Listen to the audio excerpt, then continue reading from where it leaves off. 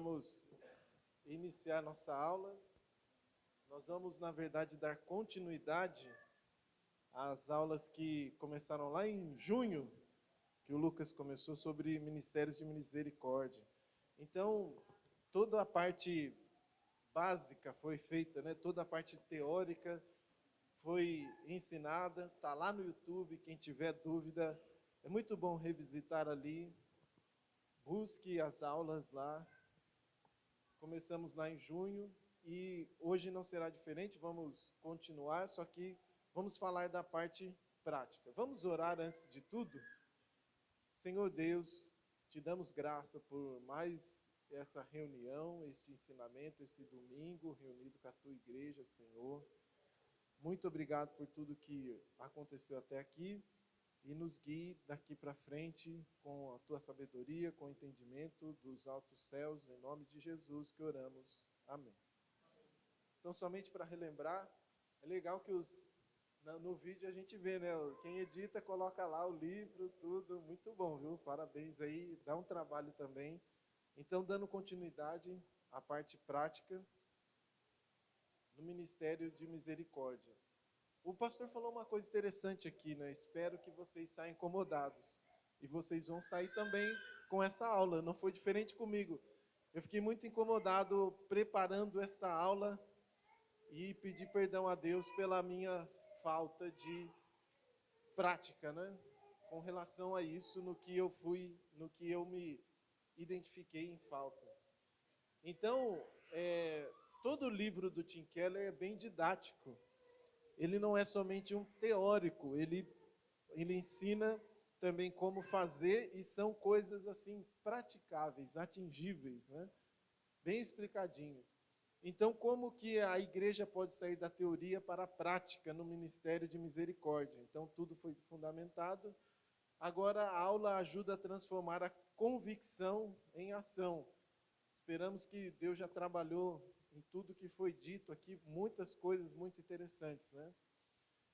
E para começar, existem 4 canais da misericórdia.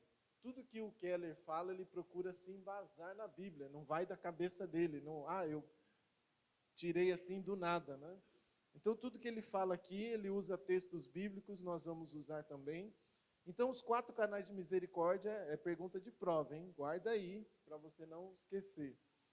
A família, a igreja local, associações voluntárias, chamadas também de para-eclesiásticas, né? Sociedades de missão, e também o Estado.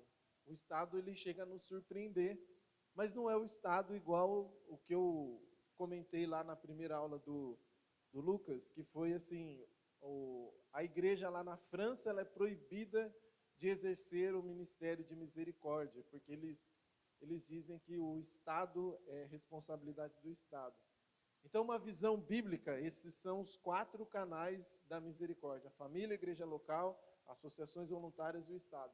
E é nessa ordem que nós vamos falar, começando na aula de hoje pela família. Então, as justificativas, né? Vou falar um pouquinho das justificativas, das bases e justificativas de cada canal, e depois a gente entra na questão da família. Então, a família. Cada indivíduo e cada família tem responsabilidade pessoal de desenvolver o ministério de misericórdia nas suas próprias relações e proximidades. É onde primeiro vemos os relacionamentos íntimos de confiança e obrigação. Nesse ponto, muitos pais erram ao educar seus filhos, porque os filhos estão parecendo senhores e os pais escravos. Eu tenho uma frase que eu estou repetindo para a Raíssa gravar na mente dela: nessa família todos são servos. Se a sua comida está pronta, é porque sua mãe preparou, alguém trabalhou, e você vai fazer alguma coisa. Então, à medida que vai passando os anos dela, vou acrescentando algo mais, a uma tarefa a mais. Eu falei assim, você tem 11 anos, no 12º, o quintal é sua responsabilidade, porque ela vai exercer o ministério de misericórdia ali, aprendendo diante da casa dela. Se você não faz isso com a sua família, você está errando, porque é uma das... É onde começa tudo, né? E Jesus fala para cuidar da família, vizinhos, né? a ponto de ajudar. Não há gente tão rica ou muito pobre que não precise de ninguém, né? Não precisa desse amor prático, né? Então, a prática imediata é perto de casa, dentro da vizinhança. A igreja local, nós vamos falar muito mais disso em outras aulas, né? A congregação oferece ministérios de misericórdia organizados, mobilizando dons, recursos, pessoas para ajudar os necessitados dentro e fora da igreja. Então já foi citado pelo pastor um exemplo muito marcante aqui para esta comunidade. Então a igreja ela tem autoridade, visibilidade, compromisso coletivo, capacidade de organização. A Bíblia mostra como o corpo cuida uns dos outros e permite um alcance maior que a família isolada talvez não venha alcançar. Então, a igreja ela promove unidade e responsabilidade comunitária. Organizações voluntárias que não são necessariamente a igreja local, mas formado por cristãos, elas também colaboram com ministérios específicos. Hospital, orfanato, justiça e etc. Né? Tem muitas organizações que têm isso e têm um alcance muito maior. Então, exige necessidades especiais e exige uma escalada. Então, teve uma época que eu era muito próximo de um grupo que chamava Seara Urbana. O que eles faziam? Eu preciso até pesquisar para ver como que eles estão, que faz tempo que eu não entro em contato. Mas eles recolhiam pessoas em situação de rua, tinham um momento, eles usavam a primeira igreja batista de Campinas para que essas pessoas pudessem tomar um banho. E o idealizador, um dos idealizadores, ele chegou a dormir na rua para saber ali como que era que a pessoa passava. Então fazia isso numa grande metrópole e tinha ali o apoio de várias igrejas por trás. Então, e numa cidade grande, né, a população não é estranho para nós, né? Talvez você que more aqui em Montemor, isso não seja tão comum, mas tem sido comum em Hortolândia, em Campinas é muito comum ali, dependendo da esquina que você dobra, você encontrar várias pessoas na rua precisando de algum tipo de ajuda. E por último, né, o último canal da misericórdia, só passando assim uma visão bem panorâmica, né? O Estado, governo ou agentes públicos que exercem funções de justiça e misericórdia social, leis, ajuda social, serviços públicos que aliviam o sofrimento e promovem o bem-estar. Então, existem exemplos bíblicos para isso, mas a visão, muitas vezes, socialista é que somente o Estado, porque o socialista / comunista, ele não acredita, ele é ateu, ele não acredita em Deus, mas a Bíblia dá uma visão ampla e equilibrada para tudo isso. Então, quando for o momento, a gente vai falar sobre o Estado. Então, vamos falar sobre a família, né? A primeira organização para o Ministério de Misericórdia é a família cristã. Lucas, uma vez, eu lembro que ele explicou, existem círculos, né? Então, o centro desse círculo aí vai estar no livro, quem adquiriu ou pretende adquirir, tem bastante coisas ali interessantes, né?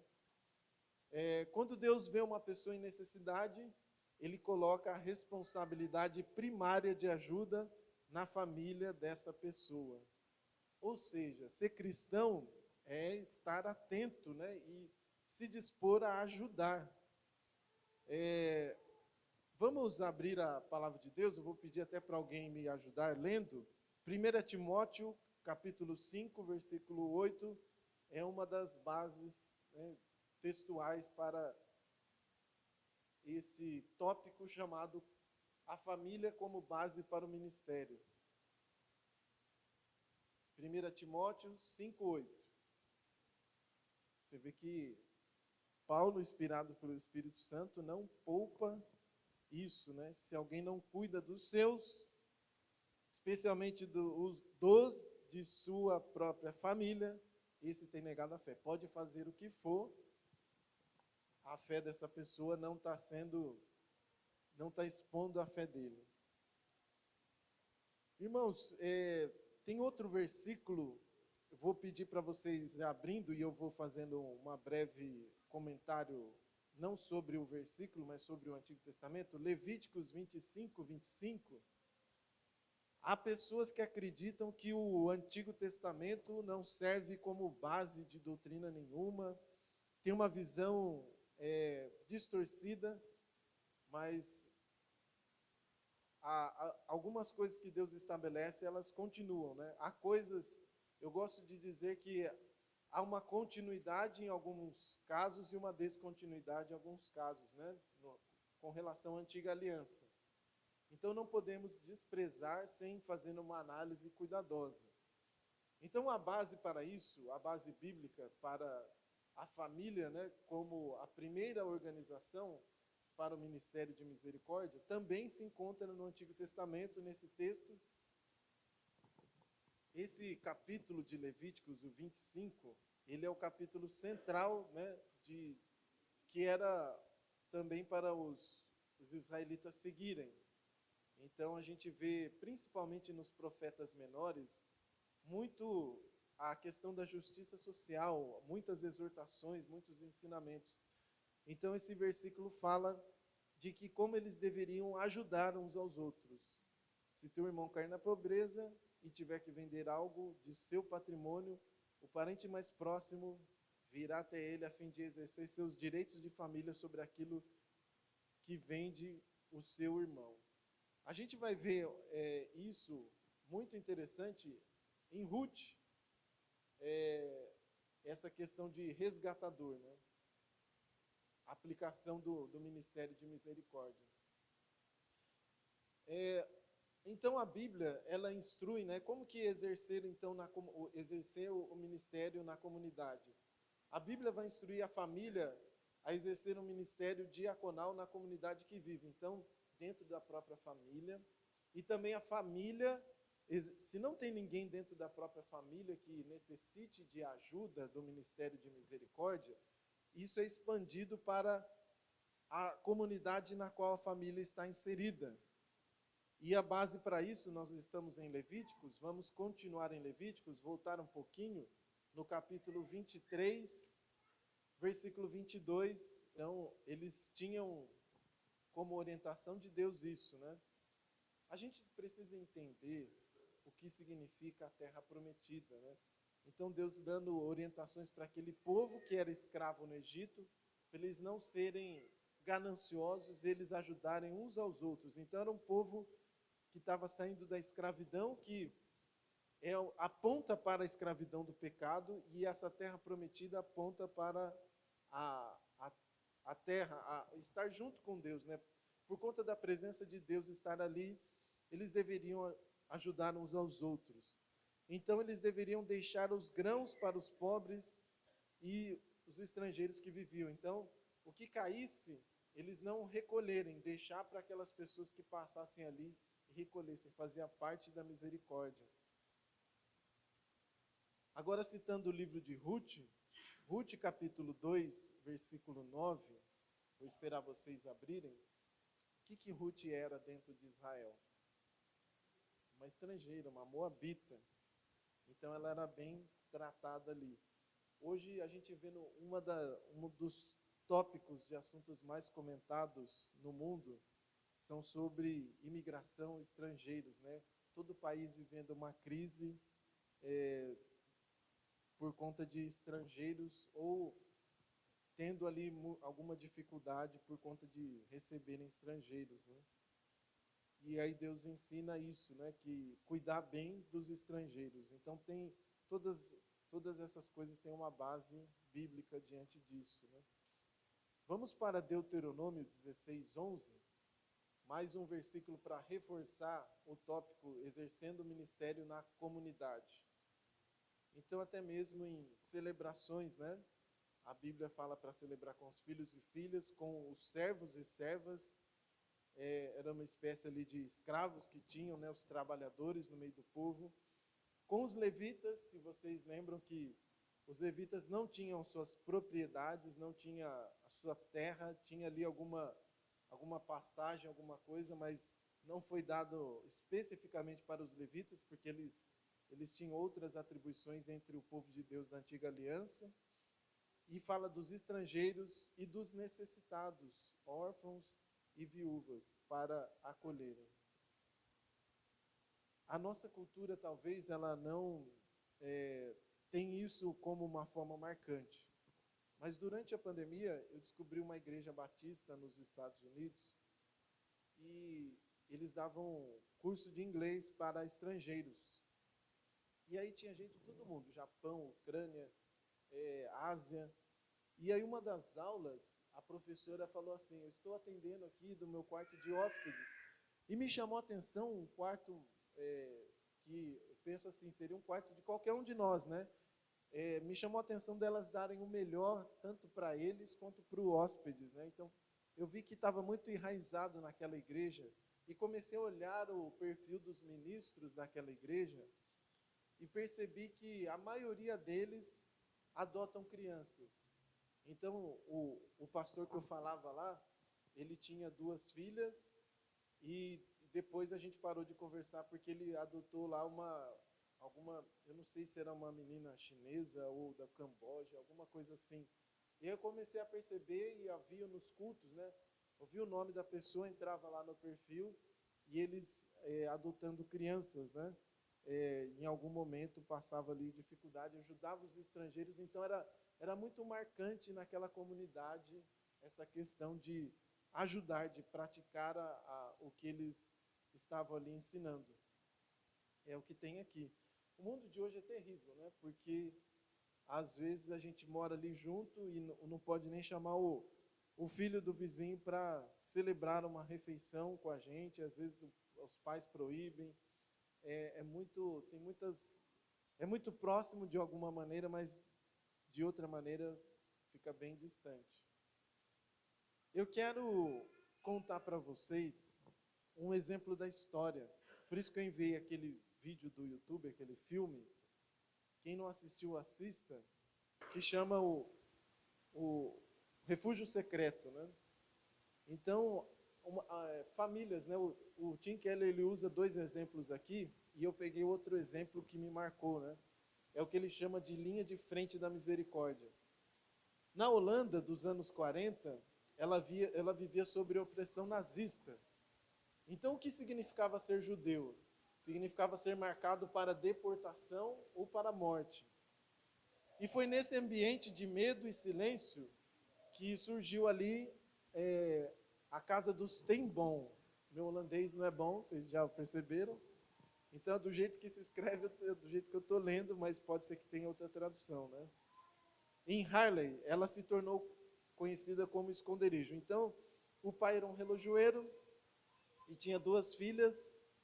E aí o que eles fizeram? Atrás de uma parede falsa, famílias inteiras eram escondidas da Gestapo. Gestapo, ou Gestapo, era a polícia secreta do Estado, dos nazistas. A Gestapo era responsável por vigiar, investigar e eliminar qualquer oposição ao regime nazista. Ela atuava como braço repressivo do Estado com poderes politicamente ilimitados.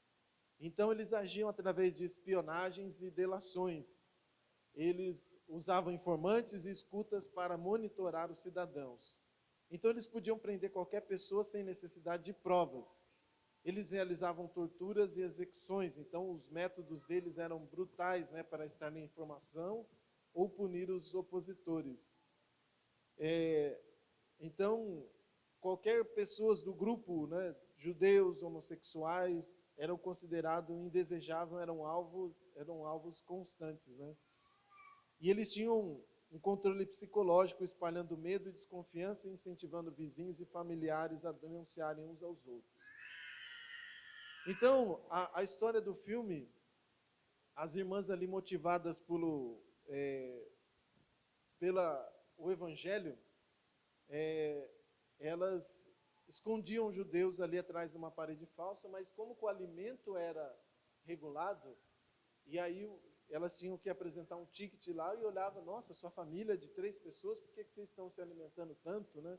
Em algum momento elas são denunciadas, esse é um livro, né, a biografia da Corrie ten Boom.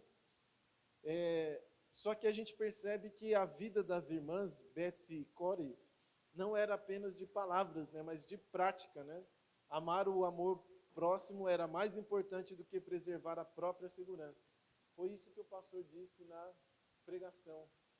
Que ajudar os outros significa sair da sua zona de conforto, né? Mudar a sua agenda. Então, é como se fosse uma parábola do samaritano encarnada a vida dos tem bom. Só que às vezes nós somos tão inocentes com relação, o que eles ganharam com isso? Eles foram para um campo de concentração, o pai idoso e as duas irmãs. Eles salvaram vidas, eles desafiaram uma cultura, mas eles não fecharam os olhos para como os vizinhos fizeram e não se envolveram. Mas eles foram para a prisão, a irmã morreu, o pai também morreu, porque já estava uma idade ali avançada, mas é isso que significa ser discípulo de Jesus. Mas a gente está falando de prática, né? Eu citei uma parte prática, e aí, por onde que a gente começa? Então, isso que é legal no Tim Keller. O momento de começar é de maneira simples e muitas vezes imperfeita. Então, ele vai advertir uma paralisia que pode ser causada pelo perfeccionismo, né? Enquanto eu não tiver algo bem estruturado e poder atingir muitas e muitas pessoas, eu não vou fazer. Ele fala, não, comece com pequenos atos, né? Criando uma cultura de misericórdia que cresce com o tempo. É óbvio que devemos cultivar uma visão a longo prazo, mas dar os passos imediatos à obediência é importante, né? Então, fica uma advertência, né, para não adiarmos a obediência. Não ficar esperando o momento certo e as condições ideais. A fé verdadeira, ela se expressa em ações no momento de hoje. O cuidado começa onde estamos, com o que temos, para quem está diante de nós. Onde estamos, com o que temos e para quem está diante de nós. Então, aqui tem boa parte do capítulo tratado como uma mudança de atitude, né? Coisa simples, né? Ser observador das necessidades ao seu redor, construir pontes, né? Ele dá muitos exemplos práticos, né? De pequenos gestos de amor, fazer a amizade ali, filhos é importante para unir ali com os vizinhos, né? A gente já foi muito ajudado ali por uma vizinha, no sentido de, a Raíssa não está bem, eu fico com ela, esse tipo de coisa, né? De cuidar daqueles que estão próximos, né? Então, são coisas básicas que ele mostra aqui para fazer isso. Eu quero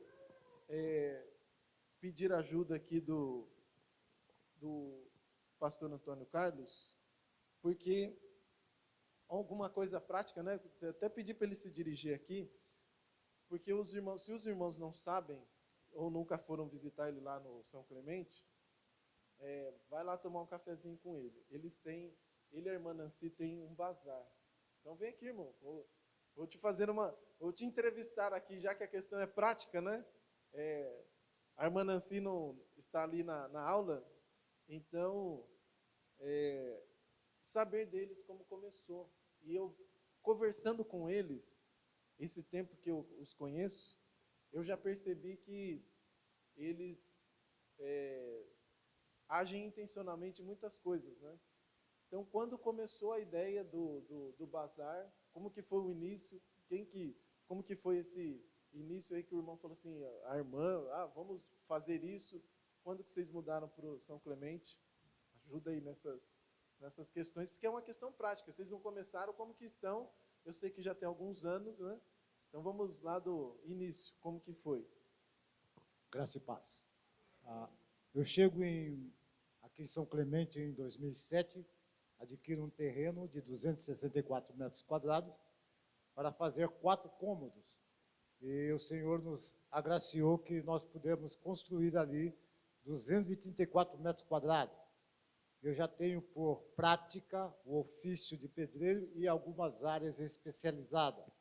Então, não foi tão difícil para a construção naquele local. E, dentro dessa questão, nós tínhamos o propósito de, mais ou menos 3 a 4 anos para frente, chegarmos a residir em Montemor. Isso aconteceu em 2014, né, quando nós viemos para cá, assim, com residência fixa. Vocês moravam em São Paulo? Morava em São Paulo, saio de São Paulo em 91, venho para Campinas, com direção para Ouro Verde, para um trabalho chamado a questão das igrejas batistas regular, ali tendo já um tempo de 35 anos dentro dessa denominação.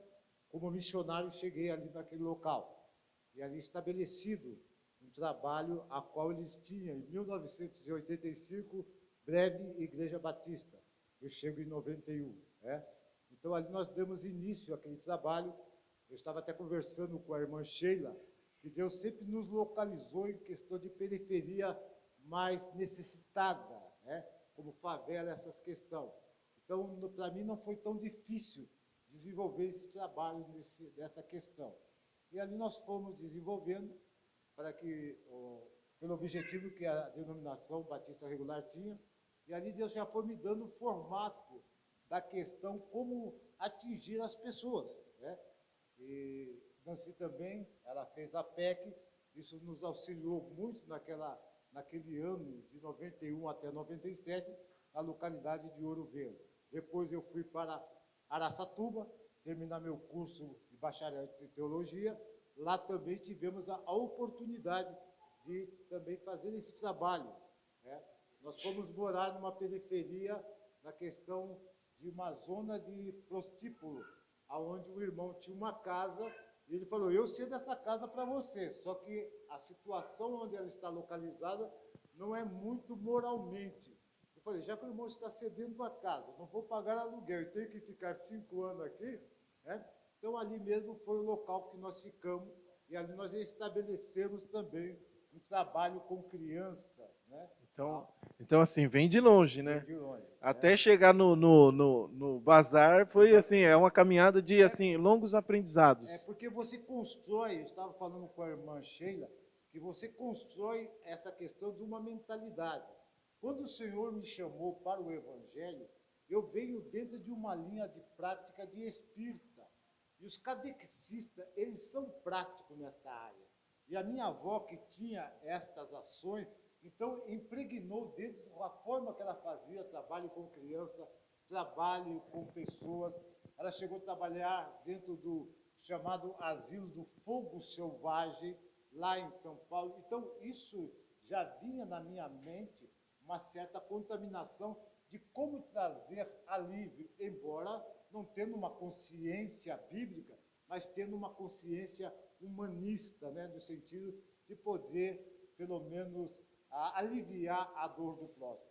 E aí, depois que o Senhor nos chamou, a cortina se abre, o entendimento da obra do Evangelho. Então, quando nós chegamos nesses campos, a qual eu citei, tanto na questão do Ouro Verde, 1997, lá em Araçatuba, ficando até 2005, né, trabalhando, depois novamente convocado para retornar a Campina em 2002, para iniciar um trabalho lá em um Bom Pastor, aqui no Jardim do Trevo, né, também desenvolvendo esse mesmo trabalho dessa questão de levar as pessoas conscientizando, tendo o trabalho da OANSE, que foi muito também propício para nós, porque nós pudemos ter bastante criança e ali desenvolvendo o trabalho, tendo 2 filhos que tinham certas questões de entendimento na área de música. Meu filho tocava violão, tocava teclado, Raquel usava a questão de violão. Então, a gente tinha uma certa composição e um ministério uníssono, né, no sentido para poder ter música, alguém que trabalhava com criança e eu no trabalho evangelístico. Só lembrando um pouquinho, voltando um pouquinho atrás, 1982, o senhor me chama na graça, 1977, mas 1982 eu começo um trabalho de evangelização na Praça da Sé.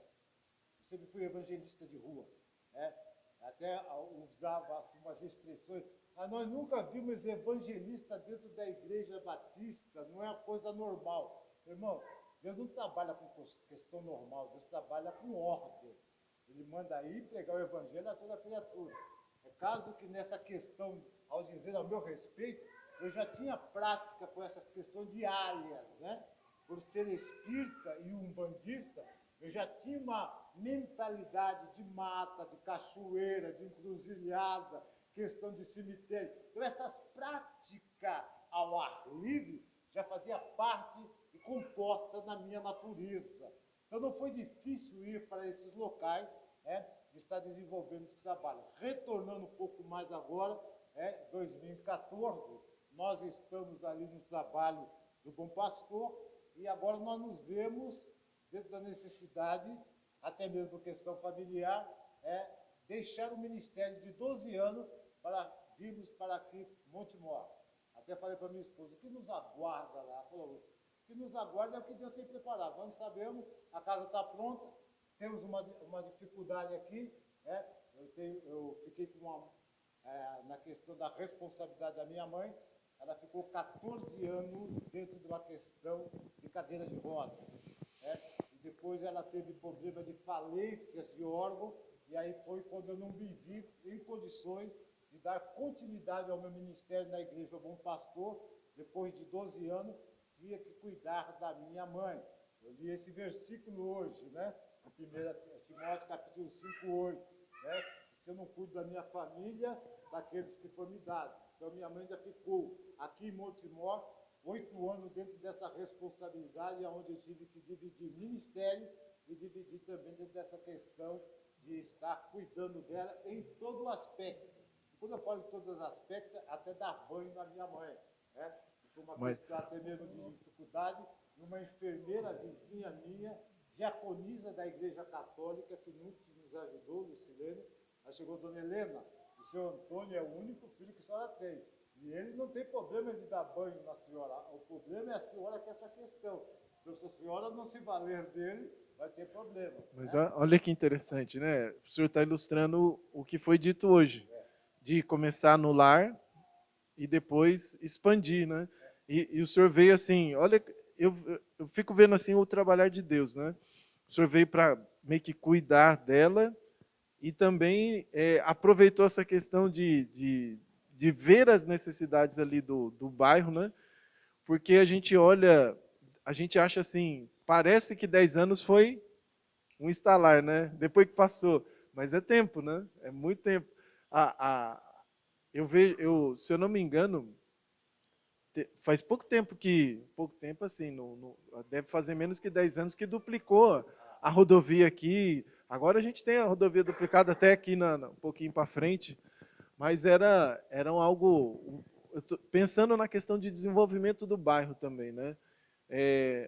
E tudo isso veio casar com a questão de vocês estarem servindo, usando, né, a sua própria formação como pessoa. Deus já foi trabalhando para que esses ambientes mais difíceis, talvez menos favorecidos, né, não fosse um desafio, né, fosse algo que o senhor já gostasse, né, tivesse uma facilidade de trabalhar, né?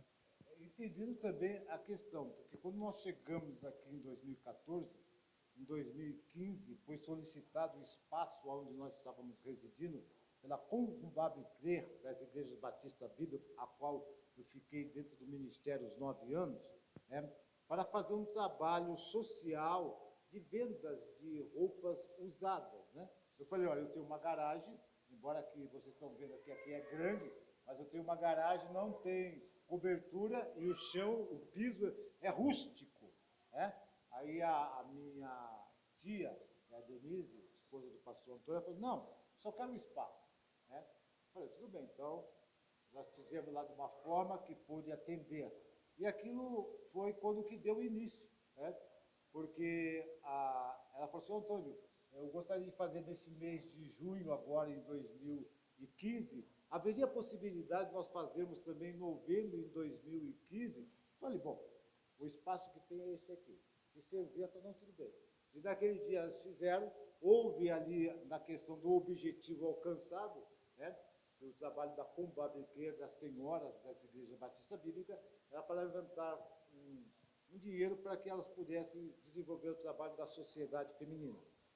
Continuando, aí, no 2015, eu falei, bom, em setembro vocês podem voltar, eu queria que possa estar melhor.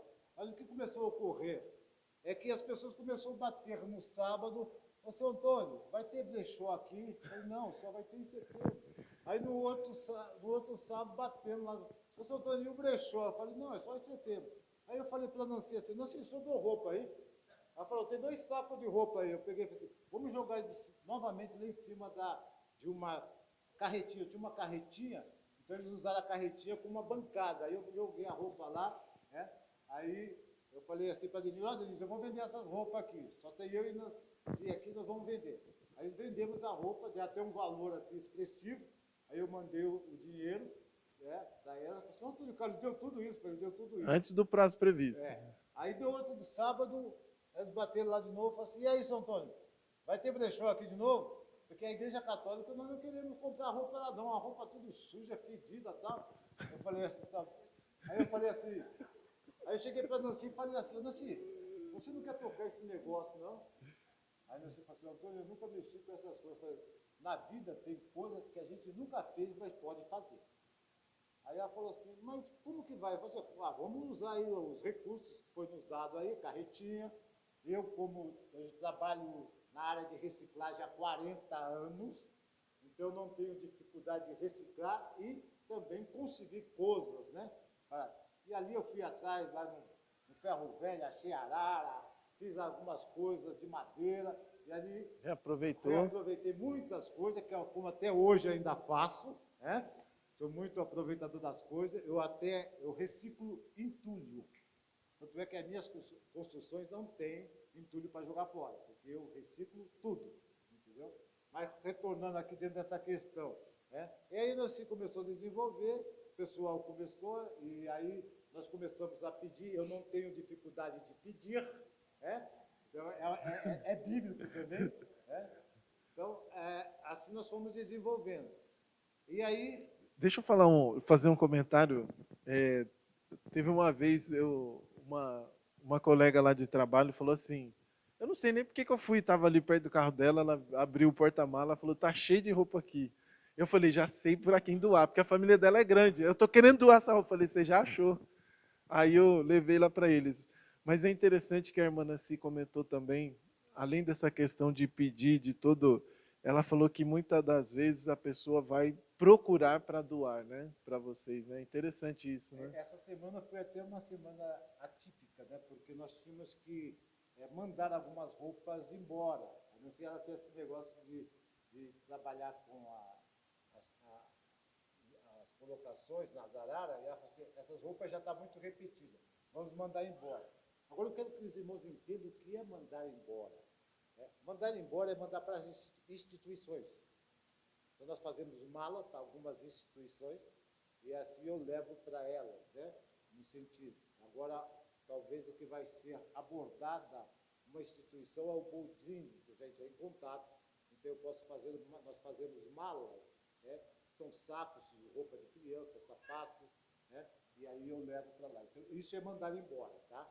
No sentido, nada desprezado totalmente. Desperdiçado. Sim. Até as roupas que às vezes chegam até nós com certas manchas, eu coloco numa questão reservada para moradores de rua. Porque às vezes chegam pessoas lá aqui em São Clemente, né, aqueles usuários de bebida destilada, que nós chamamos de pingaiada, ou usuários de droga, e às vezes mal cheirosos, com roupas rasgadas, e às vezes ele chega, porque lá eu sou irmão de todo mundo, né? Então, ô irmão, aí eu falo, que foi?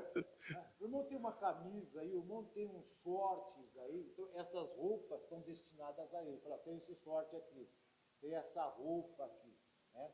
Aí ele vai lá, dependendo da pessoa, eu deixo que ele use um espaço para ver se serve para ele, ou leva para casa, né?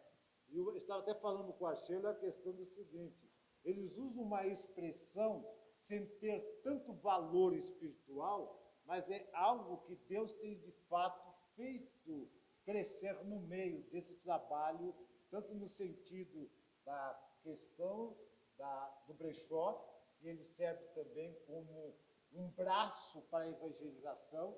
Ninguém que ganha uma roupa, lá eu até ia trazer, não sei se está aqui, né? Aqui. Ninguém que chegue lá ou ganhe uma roupa, ou até mesmo traga a nós roupa, eles recebem esse folheto. Esse folheto vem dos Estados Unidos para mim. Esse folheto é um dos irmãos que compõe chamada Voz de Violão das Igrejas Batistas do Jardim Amanda. Lá eu fiquei 9 anos. Então tem o irmão Rafael, que hoje ele já está na igreja de Vila Teixeira. Ele falou, irmão, eu vou colocar o irmão dentro dessa questão para o irmão receber esses folhetos. Esse folheto aqui já é um folheto de discipulado, e esse aqui eu chamo folheto de varredura. Esse folheto de varredura, ele é o folheto aqui da própria igreja do PIB do Amanda 2. O pastor Norival me deu 1000 folhetos desses aqui. Por que varredura? Esse aqui é o folheto que eu abordo as pessoas, e ali entrego para ela. Quando eu estou fazendo uma conversa mais frontal, eu dou esse tipo de folheto. Então, lá no bazar, a gente trabalha desta forma. Aí ele chega a pessoa, tem pessoas que falam assim, eu não vim comprar roupa hoje, eu só vim aqui simplesmente para ouvir uma palavra de vocês. É isso daí que eu ia perguntar para o senhor. Eu gostaria que vocês orassem por nós. Eu não vim comprar nada. Aliás, até quando eles falam que não vai comprar, eu falo para você, ei, Neto, porque eles falam que não vai comprar. Aí eu oro, ele fala assim, gostei dessa blusinha, gostei desse shortinho. E quando nós vamos ver, ali vai um valor no sentido. Então nós agradecemos a Deus. E usando aquela expressão que eu falei um pouco atrás, às vezes eles usam uma expressão de o Senhor vos abençoe. E eu falo assim, é por isso que eu estou fazendo o que eu estou fazendo com você. Lhe dando este short, lhe dando esta camisa, esse vestido quando às vezes aparece, porque Deus tem nos abençoado. E uma das coisas também, irmão, talvez na sua mente, quando alguns irmãos aqui nos cedem roupa, ou nos cedem até utensílios domésticos, como já aconteceu, entendeu? É a forma indireta dos irmãos estar também participando do ministério lá em São Clemente. Talvez você não tenha essa mentalidade. Mas isso chega de uma forma tanto em benefício financeiro para nós, como também chega como benefício para outras pessoas. Tanto é que agora eles falam aqui, o shopping da Nancy, eu falo assim, é apenas uma garagem de 30 metros quadrados que foi ali colocado nesse sentido para fazer esse trabalho de tanto na questão, como diz, beneficência. E alguns minutos atrás, o irmão George usou uma expressão de Tim Keller, como ele disse, comece. Porque às vezes a gente vê tanta dificuldade. Eu não tinha arara, mas eu tinha uma carretinha. Coloquei as roupas de uma forma mais ordenada em cima dessa carretinha, juntamente com essas mulheres. Depois o Senhor colocou dentro daquilo que eu já tinha como conhecimento, buscar alternativa, como arara, outros aspectos que nós temos hoje para utilizar para as vendas das roupas. Tanto aí eu dei alguma iniciativa para o senhor, se você quer crescer no sentido expandir, comprar um terreno e fazer, nós temos até um terreno do lado, falando, não, aqui está bom, dá para nós acomodar, dá para nós desenvolver. Como eu disse, essa casa tem 234 metros. Eu tenho um salão de 110 metros quadrados em cima. Eu fiz para 5, só ficou 2. Porque eu tenho mais 3 filhos, Wagner, Raquel e Jacques. Jacques é filho adotivo. Eu vou em 94 para Salvador, e esse sobrinho da Nancy, com apenas 3 anos, desprezado pelo pai, desprezado pela mãe, largado, com um índice de anemia profunda. Até a minha sogra disse, será que ele chega vivo em São Paulo, em Campinas, Antônio Carlos? Eu falei, eu não sei. Eu vou levar, se morrer no meio do caminho, a gente enterra. Eu sou uma pessoa prática nessas questões. Quando eu entrar na questão de capelania, eu vou dizer porque tem que ser prático nessa questão. E assim ele veio, hoje está com 33 anos, ele é supervisor da questão que ele trabalha na questão da Unicamp, é casado, já tem uma neta, né, da parte dele com 1 ano, Ana Clara, né? Então, é a forma dessa questão. E os irmãos vê essa questão de chegar ao próximo. Em 94, eu pego esse sobrinho, né? E até não se ficou surpreendido, ela falou assim, Antônio, você quer levar ele? Porque fui eu que dia decidido. Falei para ela, se você quiser levar, leva. A gente cuida. Onde come 4, come 5, 6. Né? Ela falou assim, mas você não vai fazer oposição? Eu falei, não. Já tínhamos casado em 87, 94, já tenho 2, ainda mais um. Eu falei, não. E eu louvo a Deus pela vida de Jackson. É um filho amado, né? Porque esse filho eu quis ter, no sentido, eu fui lá e peguei, tal. Então, isso eu louvo a Deus. Então, eu vejo essa questão de Deus trabalhando no nosso coração. Como o irmão usou aqui a expressão, não é mágica, é um processo. O pastor falou a respeito disso, de um amor fraternal. É algo que Deus vai inserir na nossa alma. E amor não é algo natural nosso. É obra do Espírito Santo. Está registrado lá em Gálatas, capítulo 5, 22. E já começa com amor. Porque é algo que Deus vai produzir em nós. E algo que eu não tinha era amor. Como ex-espírita, como ex-feiticeiro, a minha tendência era matar através dos meus orixás. Mas Deus, na sua misericórdia, transformou tudo isso para a glória dele. Né? Amém. E finalizando aqui, essa questão, ainda dentro desse trabalho da questão do brechó, eu me vi desafiado em 1992 a me formar como capelão. Né? Hoje eu sou formado como capelão. Agora, no mês de agosto, eu fiz um trabalho de capelania avançada, porque eu precisava, dentro da minha formação, faltou 2 fases da capelania. A capelania social. O que é a capelania social? A capelania social me dá o direito de trabalhar com asilo, escola e creche. E faltava também, dentro da minha capelania, a capelania prisional. Eu já trabalhei em Araçatuba na questão prisional. Mas só que dentro daqui, na questão de Campinas, eu preciso ter a formação de capelão e agora ter também a minha averiguação dentro da Polícia Federal dos meus antecedentes criminais para me receber uma carteira para que possa me dar o direito de chegar às delegacias e também a centros penais, né? Que se chama-se SAC, uma carteira especial. Como diz, eu estava até conversando com o pastor Rosival, eles têm que saber qual é a minha capivara, quem eu sou de fato, se eu devo alguma coisa na questão na área federal. Então eu louvo a Deus nesse sentido, né? Por Deus ter estar nos usando para essa questão. E eu tenho muito sobre a questão de Salmo 22, 14. Por que Salmo 22, 14, pastor? Eu tenho 66 anos, irmão.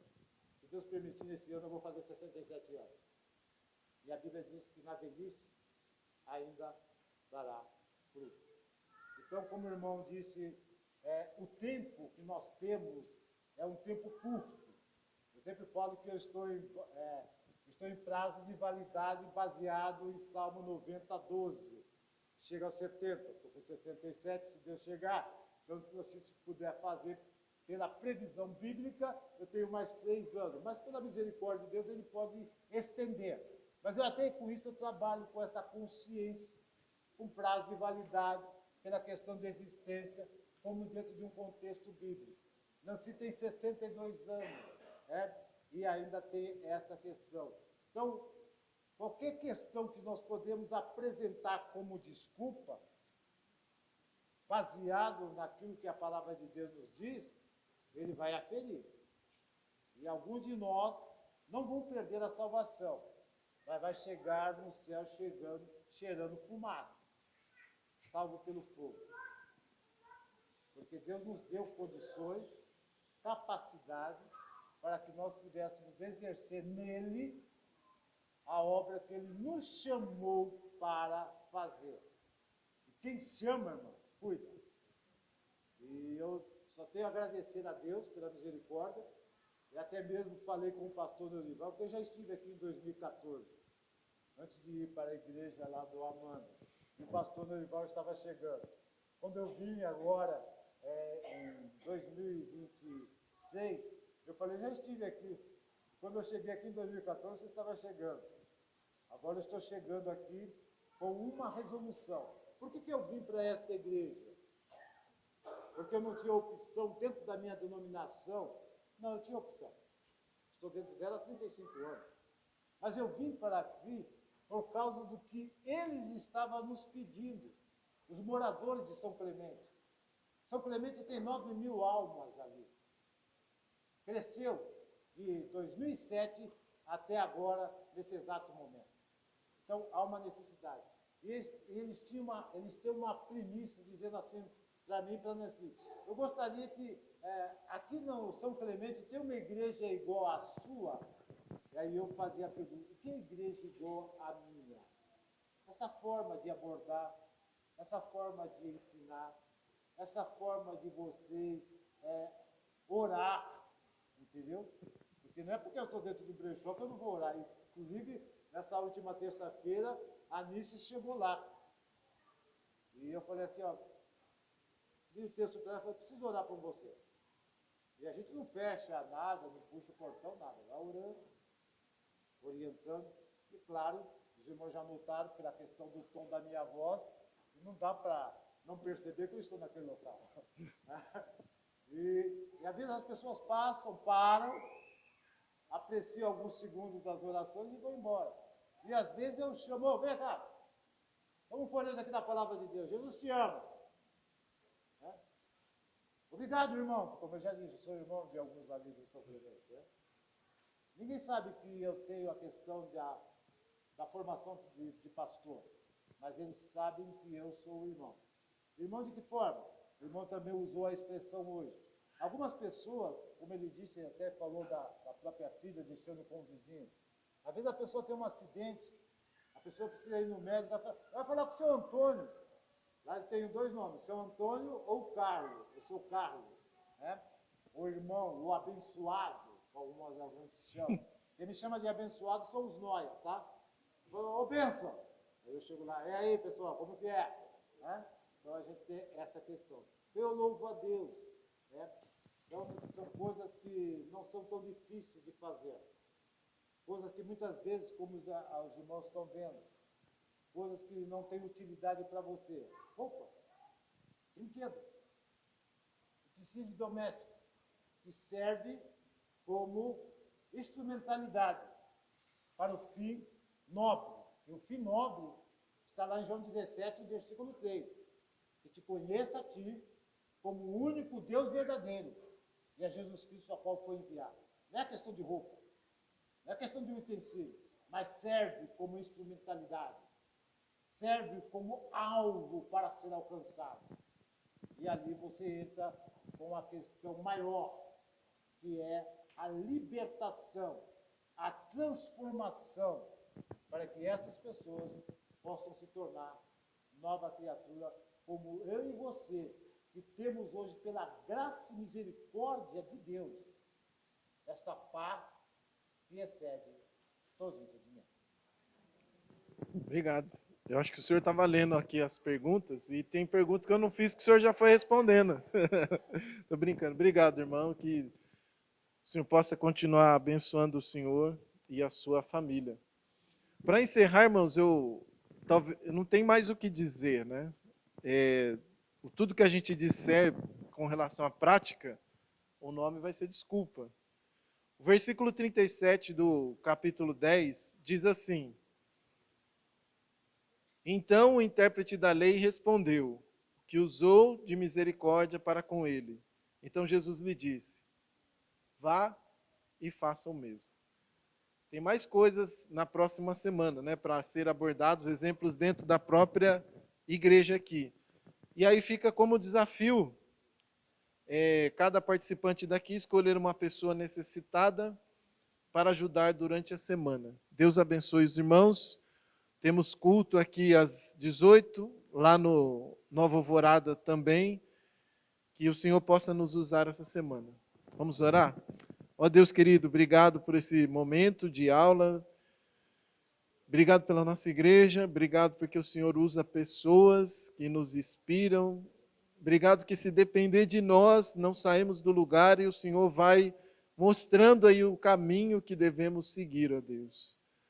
Não nos deixe, ó Deus, passar as oportunidades que aparecem, Senhor. Tenha misericórdia e perdão pela nossa inatividade, Deus. É isso que nós te pedimos em nome de Jesus. Amém.